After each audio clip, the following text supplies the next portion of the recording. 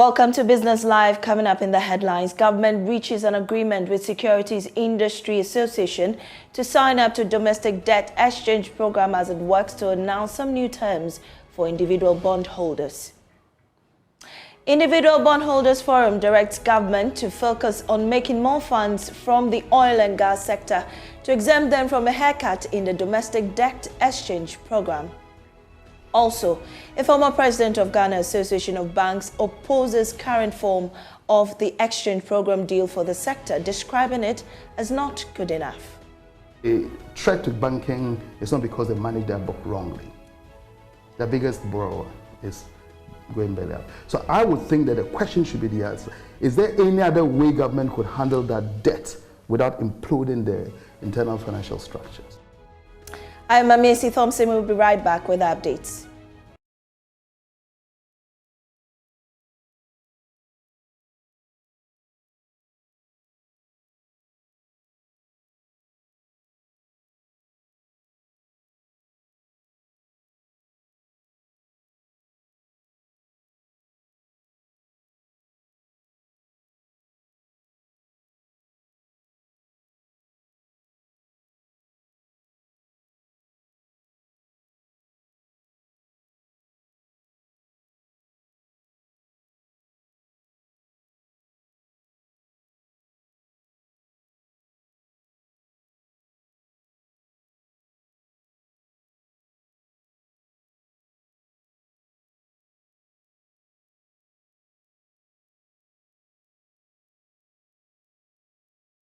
Government has reached an understanding with the Ghana securities industry to sign onto the domestic debt exchange program.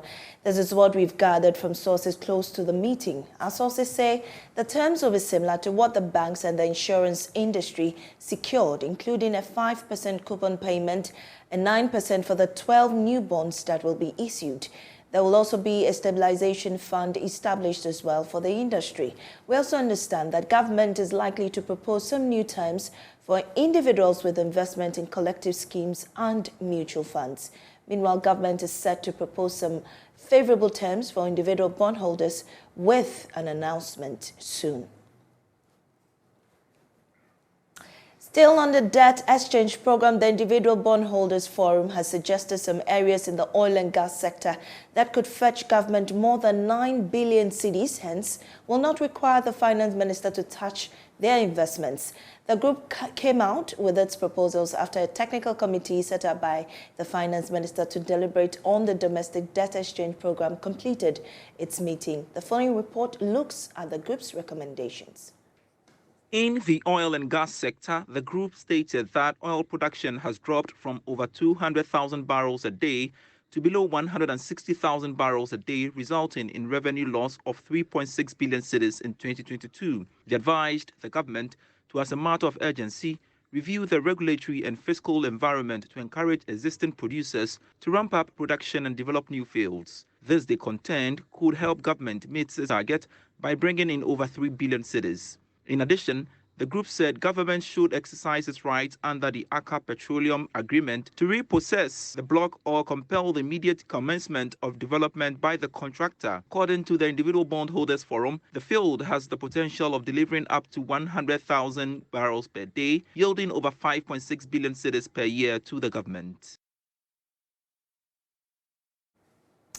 Meanwhile, a former president of the Association of Banks, Alassane Andani, is pushing for a better domestic debt exchange deal for the sector. It's coming after government put forward a new domestic debt exchange program for the banks. But speaking on PM Express Business Express, Mr. Andani noted that government can do better in terms of the package for the banks. Once you lend money, you lose control, and especially when you lend against sovereign guarantee. It's not like I lend your wife his money. If I lent money to you and you didn't pay, I would come straight for the house. And I know you live in a beautiful area, so I would have sold it and got my money. But you lend to government against a sovereign guarantee, which is a piece of paper. So you're stuck. So it is not an option. It's just how do I ensure that this money that I've let out, which I program will come this way and it's not coming, how will it affect my obligations to the depositors to my other businesses. That's where the issues are coming from. So it's not, the banks would wish that this was a dream and everybody would just get up and it was a bad dream, but it's a reality. So they would be looking to the borrower now, which is Ghana government, and say, look, if you just defaulted because of the size of my exposure to you and also related distance, my bank is gone. Indeed, if the banks were to really risk classify their bonds and related exposures and, of course, wash it through their income statement and back onto the balance sheet, very few banks will have any capital left to operate. And is that what we want? So it's not negotiation with the bank, really. For me, it's about what kind of arrangement do we put in place that banks that were observing the statutory regulations and Bank of Ghana requirements, which were sound on capital, on risk management, on liquidity reserve, they were sound until this external huge contagion of government that came in. So the threat to banking is not because they manage their book wrongly. The biggest borrower is going belly up. So I would think that the question should be the answer. Is there any other way government could handle that debt without imploding the internal financial structures? That's, for me, a much more fundamental question. Is this the only way? The Ghana Insurers Association is urging its policyholders to remain calm and not panic, as the agreement reached with government on the debt exchange program will not have any significant impact on industry. According to the association, it proposed to the Finance Ministry to consider a tax rebate for its members to cushion them under the ongoing program. Their comment follows an agreement reached between government and Insurers Association on the participation of insurance companies in the program. Under the agreement, insurance companies will participate in the program on similar terms as the banks. Speaking to Joy Business, Chief Executive Officer of the Ghana Insurers Association, Dr. Kingsley Kwabasin, stated that there will be more engagements with the regulator on some of the forbearances in order to stay afloat. The discussion is also hinged on the fact that we would have further discussions with our regulator on some of the forbearances that we are likely to have, just to ensure that we stay afloat in these difficult times. We are waiting to see the full impact. Right now, we are trying as much as possible as an industry to assure our policyholders that we are still in business. Don't forget that we are risk management managers, and that's our core functions and core business. So we want to appeal to our policyholders to remain calm even in the face of these difficult times. And whenever they have an issue that they don't understand or a challenge, they should speak to the insurance companies, they should speak to the association, so that we deal with the broader issues and how we can manage those ones. Let me say that we are hopeful that after we've had the full engagement, don't forget that engagement is still ongoing. It's not a done deal yet. We will continue to engage the stakeholders just so that we don't have a hit, because it will be, in times like this, you need the insurance industry more. So if there's anything that adversely affects the insurance industry's ability to manage the risk, we will be in trouble. So we urge our policyholders to remain calm. Yes, we've had one or two surrenders, but that notwithstanding, overall, we will continue to do what we're supposed to do. But don't forget that insurance industry, we pay on annual basis. So in 2021, we paid over 1.9 billion Ghana cedis in terms of claims. On daily basis, we pay about 4.5 million. And what we are doing is to ensure that we'll be in a position to do so.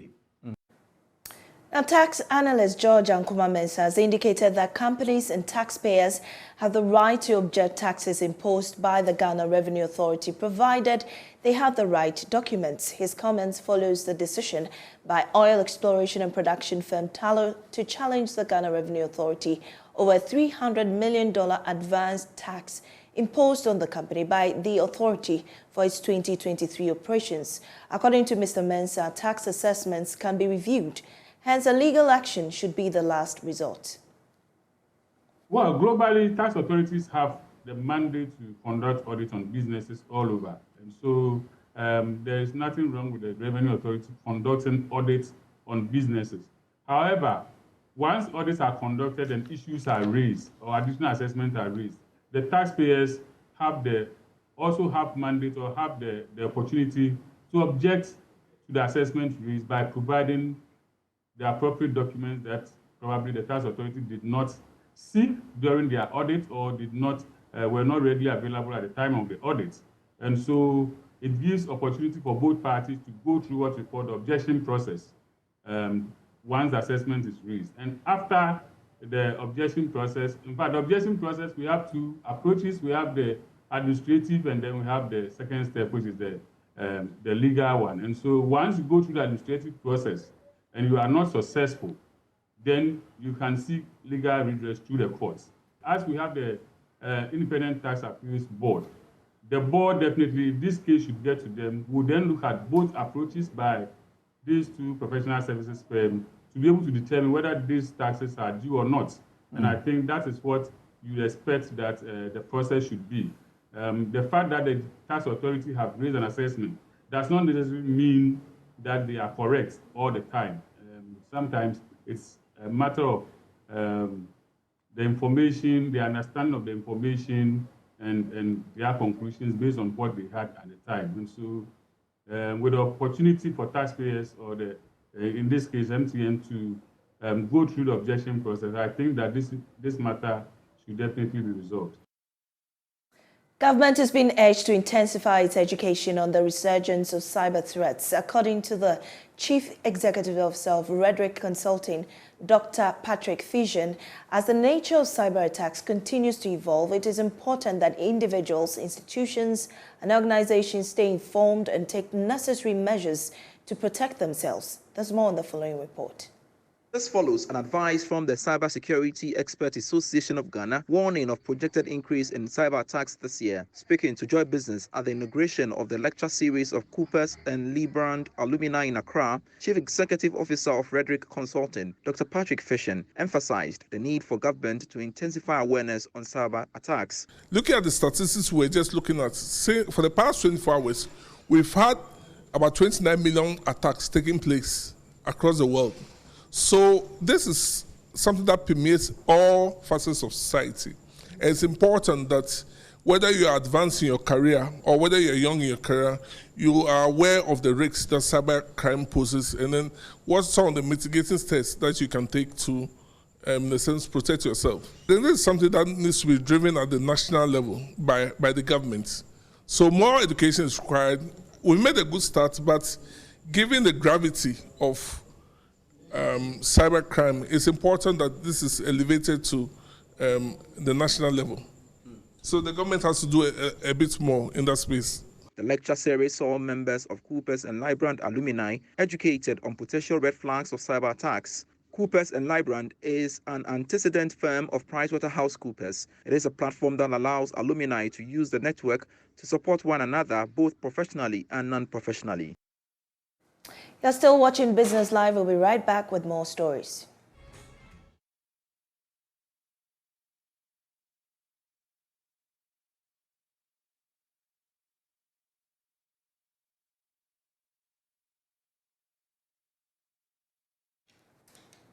Welcome back. Access to finance has been identified as the major factor holding back cashew stakeholders from adding value to the products. Managing Director of African Cashew Alliance, Ernest Minta, however, believes industry players would have to explore means to bring on board financial institutions to enable them to understand the potential of the sector and invest in it. He spoke to Joy Business at the Cashew Master Training Program in the Bono Regional Capital of Sunyani. Precious Semavo has more. The Cashew Master Training Program, Edition 15, Session 1 in Sunyani, brought together 85 participants from 7 countries in Africa, including Ghana, Burkina Faso, Cote d'Ivoire, Nigeria, and Sierra Leone. The week's session, organized by the African Cashew Alliance, ACA, in partnership with GIZ and other stakeholders, is to build the capacity of professionals along the cashew value chain to facilitate knowledge exchange, learning, and innovations within the sector in Africa. Africa is only able to process about 5.5% of its produced cashew. The managing director of ACA, Ernest Minta, said the injection of financial support into the sector would help add more value to the yields and create more jobs for more people. The issues there with value addition are access to finance, So we have to find out ways of onboarding financial institutions to understand the sector, to also be able to appreciate what risk is in the sector and be able to transform that into returns, and as a result, invest more in the sector. But again, it is to attract foreign investment. Today, you find that the cashew is produced in Africa, sent to Vietnam for processing, and then from Vietnam, it goes back to US and Europe for consumption. But again, you also realize that if you take Vietnam and India, particularly India, they have been processing for over 100 years. So the technology, the expertise, the knowledge, everything is there already. So we also are looking at attracting the right technology onto the continent, and then be able to process cost effectively and efficiently, and also serve the markets that are near us rather than exporting. To be globally competitive and secure profitability for cashew actors in Africa, the team leader of GIZ Move, Rita Weidinger, believes requires broader engagement. The market-oriented value chains for jobs and growth in the ECOWAS region MOVE project places emphasis on capacity development activities such as this one. We strongly believe that this cashew sector can only become globally competitive if women and men are jointly engaged. Bono Regional Minister Justina Osu-Banahene said concerted efforts are needed to drive the growth of the cashew sector. For the cashew industry to continue to grow, issues of policy research and extension will have to be coordinated in a concerted manner to deliver the right mix of technologies and enabling environment for the sustenance of the industry. With discipline, commitment, observation of social-cultural practices, our dream to turn around our world with cashew is very possible and feasible. Precious Semevo, Joy Business, Sunyai.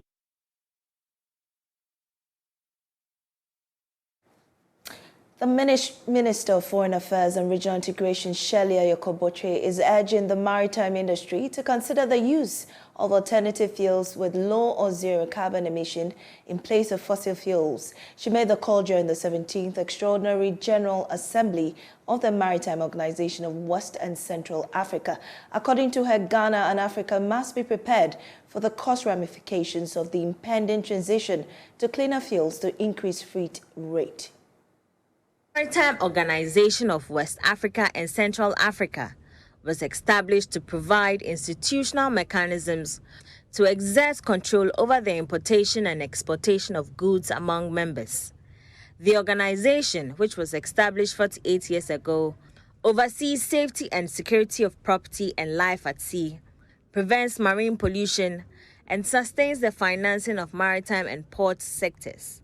Speaking at the 17th Extraordinary General Assembly of the Maritime Organization, the Minister for Foreign Affairs and Regional Integration, Shelley Ayokobotwe, said, the maritime sector requires trained personnel to ensure efficiency in operations as the country prepares to transition to cleaner fuels to ship owners. Although considerable strides have been made in the sub-region, more effort is required to ensure that Africa's maritime industry is at par with those of developed nations.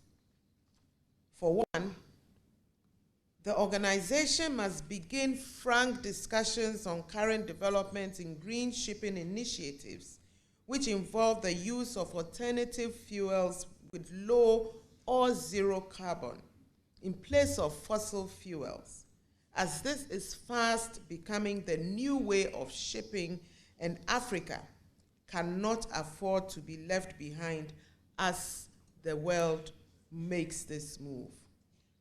Africa's maritime industry must therefore be prepared for the cost ramifications of the impending transition to cleaner fuels to ship owners, translating to increased freight rates. Thus, I'll urge MOCA to consider the effects of the market-based measures under discussion within the International Maritime Organization, IMO, on our economies. The Minister of Transport, Kweku Ofori-Esiama, added that the maritime industry plays a vital role in the export and trade activities between Ghana and other countries, thereby contributing to the growth of the economy. Our dependence as a region on import of finished goods and export of raw materials can only be facilitated by shipping, which is a major activity in maritime industry. Indeed, it is estimated that about 80% of our international trade is done via maritime space. Shipping, therefore, remains the most cost-effective way of transporting any large or bulk amount of goods over a great distance. Outside shipping, the seaport provides other benefits, including the exploration and exploitation of natural resources, such as fishing, hydrocarbons, minerals, which are vital to our developing economies. Members of the organization were urged to promptly honor their financial organizations and contribute to the development of the maritime sector. And that's all for Business Live. I'm Maame Esi Thompson. We'll leave you with international stories.